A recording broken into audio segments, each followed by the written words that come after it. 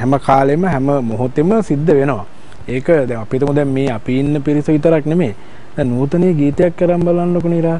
ඒ ගීතය ඇතුලේ තියෙන්නේ අපිට පේන්නේ නැති අපේකමක් තියෙනවා. ඒ අය නොදන්නා අපේකමක් ඒක ඇතුලේ තියෙනවා. සමහරට මට හිතෙන බැද්ද කියලා සමහරට මේක හිතලම මේක ඇතුළට මේක ඔබාගෙන දාගෙන තියනවාද කියලාත් වෙලාවකට හිතෙනවා සමහර තැන්වලදී. හැබැයි දැන් මේ ගීත ඇහෙනකොට මේ ගීත හිතලමනේ මේ නිර්මාණ කරලා තියෙන්නේ.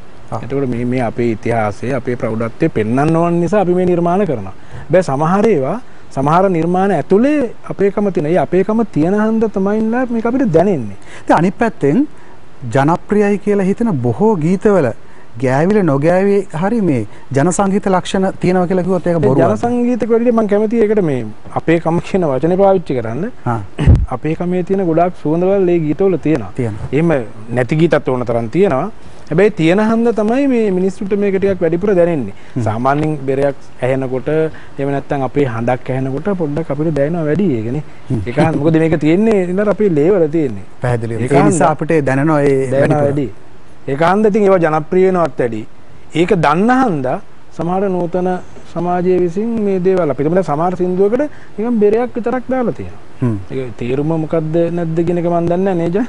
හැබැයි ඉතින් ඒ මම දන්නේ මේ බෙරේ හඬ විකුණන්න පුළුවන් අවස්ථාවක් මේ ලංකාවේ ඇතුලේ ගීතවල තියෙනවා. දැන් බන්දුලජිර මහත්මයා දැන් අපි බොහෝ විට මේ ජන සංගීතය අසුර කරගත්තු ගීත කියලා ගත්තට බොහෝ විට අපි දකින්නේ මේ පොඩි හයිබ්‍රිඩ් ගතියක් දෙමුහුන් බවක්. ඒ කියන්නේ උත්තර ಭಾರತೀಯ රාගධාරී සංගීතයේ ලක්ෂණ සහ ජන සංගීත ලක්ෂණ සංකලනය කර බවක් නේද ජනප්‍රිය ගීතවල තියෙන්නේ. ඔව් බොහෝ ගීතවල දැන් මම දකින දෙයක් තමයි දැන් අපි අපේ මුදුන් මල් කඩ හැටියට සලකන්නේ අමරදේව ශූරිය.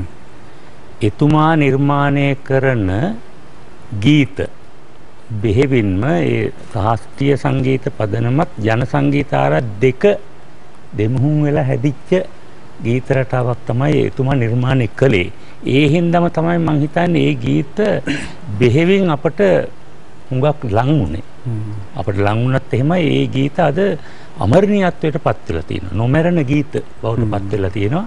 ඒ මොකද අපේ බෙහෙවින් අපේ අය ඉගෙන ගත්තේ ශාස්ත්‍රීය සංගීතය. එතකොට අපේ ජන සංගීතය කියන ඒවා අපේ ඇඟේ නිරන්තරයෙන් තියෙන දේවල්. එතකොට ඒ දේවල්ත් එක්ක මිශ්‍ර වුණාම මේකේ අමුතු රසයක් නැවුණා. ඒ නිසායි ඒ ගීත ජන. ඔව්. දැන් ඔය අතරේ බන්දුල විජේවීරයන් ගායනා කරපු ජනප්‍රිය ගීතයක තියෙන මේ බඳු ලක්ෂණමද ඊට වඩා හුදෙක් මේ ජන සංගීතය මතම පදනම් වෙත ලක්ෂණද කියලා මම කැමතියි කතා කරන ඊට කලින් අපි මේ ගීතය අහමු. අර පුල්ලිගොන ගෙට පැනලා වෙච්ච අකරතැබ්බ ගැන. මයික් එක දෙන්නද?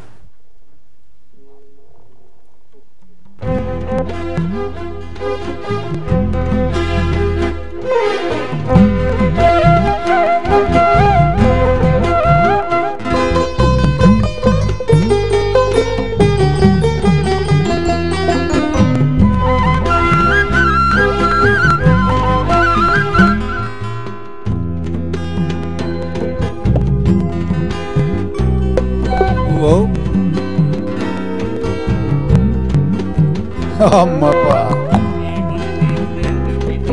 නැතයි කියා මටයි දෝෂ කියන්නේ මම්මක් තොරන්ට හත්වලාපේ වෙච්චි දෙට මක් කරන්නද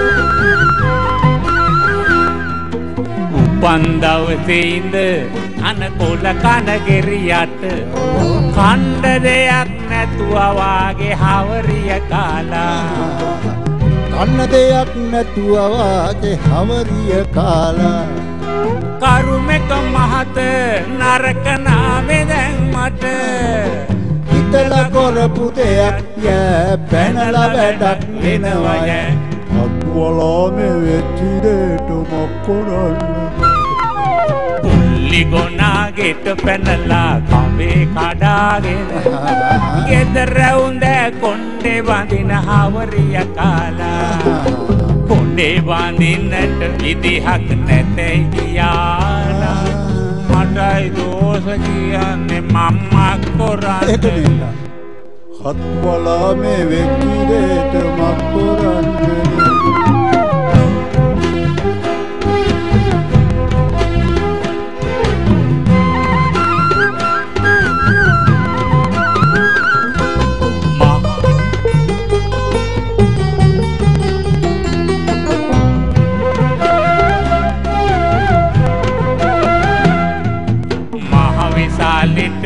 පිපුණු කොණ්ඩේ නැතිකොට මගට බහින්නේ කොහමද කියලා අහනවා මගට බහින්නේ කොහමද කියලා අහනවා වයස ගිහිල්ලත් ගෙදර උන්දගේ කොලා මහ පාරේ යන්නට කොණ්ඩේ නැතුව බැරුව අය හත් වලා මේ වෙච්චි දෙයට මක් කරන්නේ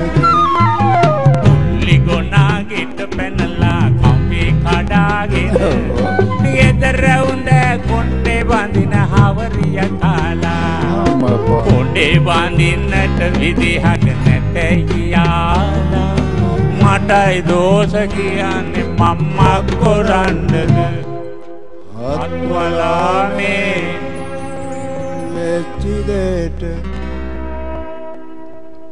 ඉතින් මම්මා කරන්නද මම කරන්නේ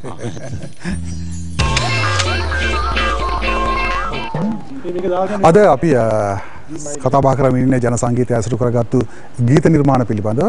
අද මේ රිදම් චැට් විත් වේශ්‍යා සඳහා ආරාධනා කළ ප්‍රවීණ ගාන ශිල්පීන් පිරිසකට විශේෂයෙන් මොවුන් ජන සංගීතය පාදක කරගෙන කරපු නිර්මාණ ඇසුරු කරගෙන තමයි මේ කතා බහ යන්නේ.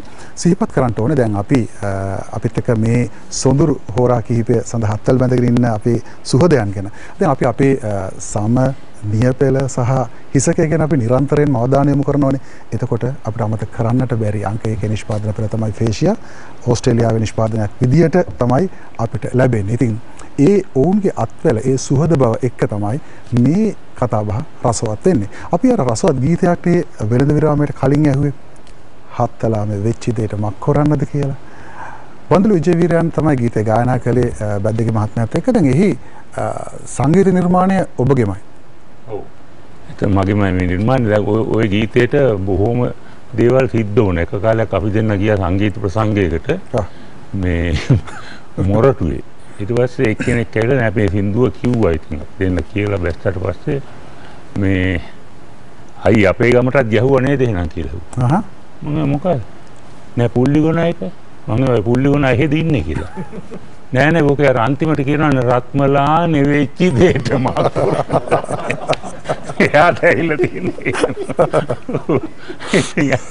ඇත්තටම මේ ගීතය රචනා කළේ දෙල්තොට චන්ද්‍රපාල ප්‍රවීණ පුවත් කලාවේදී. දැන් පනාපිට මහත්මයා ඔය ගීතය අහන් ඉන්නකොට දැන් අපිට මේ ගීතය සඳහා ඔහු පාදක කරගත්තු මූලාශ්‍ර ගැන සිහිපත් කරන්න පුළුවන් නේද මේ කෙබඳු ජන නිර්මාණ ඇසුරු කරගෙනද කරේ කියලා. ඔව් දැන් බොහෝ වෙලාවට මෙහෙම එකක් තියෙනවා. දැන් අපි ඍජුවම එහෙම ප්‍රශ්නයක් ඇහුවොත් පොඩි අකරතබ්බයකට මුණ දෙන්න සිද්ධ වෙනවා මං හිතන්නේ මේ නේද කිස. එහෙම ඇහුවොත් එහෙම එකපාරට මොකෙන්ද හැදුවේ කියලා. අර දැන් වෙලා තියෙන නිර්මාණයක් කරනකොට අර හදපු කෙනත් ළඟ ඉන්නකොට ඉඳන් කතා කරද්දි තවත් අසීරුයි නේද? එහෙම නෙමෙයි. ඇත්තටම අපි එහෙම දෙයක් හිතාගෙන නෙමෙයි. බැද්දගේ මහත්තයාත් යම් කිසි නිර්මාණයක් කරනවා. දැන් මේගොල්ලෝ නෙමෙයි මේ විශ්වවිද්‍යාල උගන්වන එතකොට කියනවා මේක අරකේ තමයි. කියලා ඒගොල්ලෝ පස්සේ තමයි සූත්‍රය ගලප ගන්න. ඒගොල්ලෝ මතු කරගන්නවා. ඒක හරි.